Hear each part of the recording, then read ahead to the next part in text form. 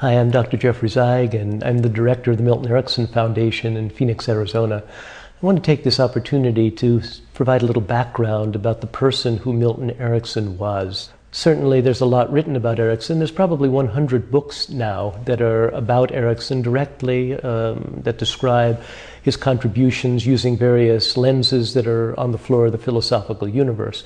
So a lot can be said about who Erickson was as a professional, and certainly by most psychotherapists he's acknowledged as a genius, as one of the people who contributed massively to the lore of psychotherapy, to the technique of psychotherapy, to the practice of psychotherapy. I first met Milton Erickson to talk about who he was as a person.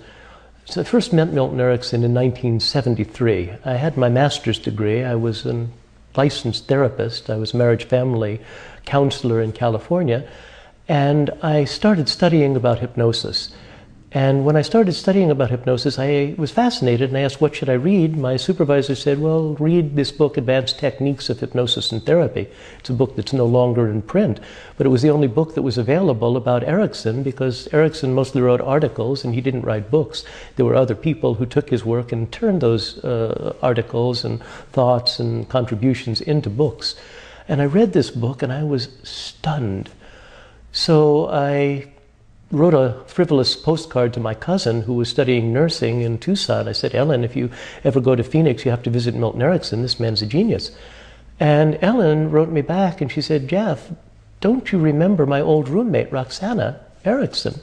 And Ellen and Roxana had spent time together in Mexico, part of their undergraduate education. I had met Ellen and Roxana in 1970, and I couldn't have possibly remembered her last name, but I remembered meeting her, and so I wrote to Dr. Erickson, I wrote to Roxana, I sent a copy of an article that I had written, which was a utilization technique, a technique based in Erickson's work about working with auditory hallucinations of schizophrenic patients. It was the first article that I published, the second article actually that I published professionally.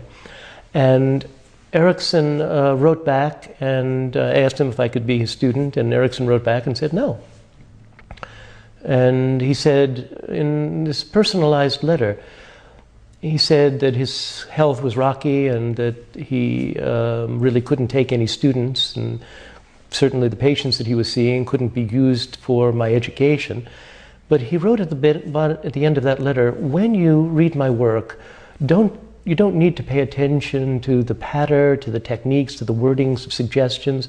The really important thing is motivation for change, and the fact that no human being ever fully knows his own capabilities. Now, I was stunned that this genius would write back this personalized letter to an admiring student, so I must have written back and said, okay, I don't need to be your student, can I please visit you?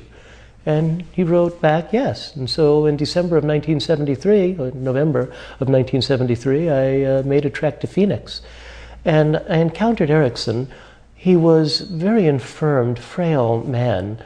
And he was 72. He turned 73 while I was there. And he was wearing total purple because he was colorblind, and so his family made these purple leisure suits so that they could more easily dress him. He suffered the residuals of polio. And to say that he was quadriplegic would be an exaggeration, but not so much, because he really couldn't use his legs, and his arms were very weak. He could, sometimes to write, he would have to guide his right hand with his left hand, because his left hand was stronger than his right. And his vision was double, his hearing was impaired, he was breathing by virtue of a few intercostal muscles and half a diaphragm, so each breath was labored. And constant chronic pain. His vision was double, his hearing was impaired, and yet he transcended that pain, got outside of himself, and started to talk with me about, not teaching me about psychotherapy, but teaching me about how to enjoy life, how to be a better person. And it was so stunning. If you went to Erickson and you were suffering from pain or you were suffering from limitations, you were talking to a man who had more pain, more limitations than you had, and he was just laughing all the time. And so he was so inspiring. And I remember the second day that I was there and I saw him painfully just push himself. He could barely do this. He could just push himself off of his wheelchair into his office chair. He flopped into his office chair and then started to talk with me about how to be a better therapist, how to be a better person. I was just so moved. There were tears streaming down my face. I said, you know, Dr. Erickson, you're the most impressive human being I have ever met in my life. And I was so completely congruent. And very quickly, seamlessly, he looked up at me and he said, you know, Jeff, I'm just another old bozo along the path of life.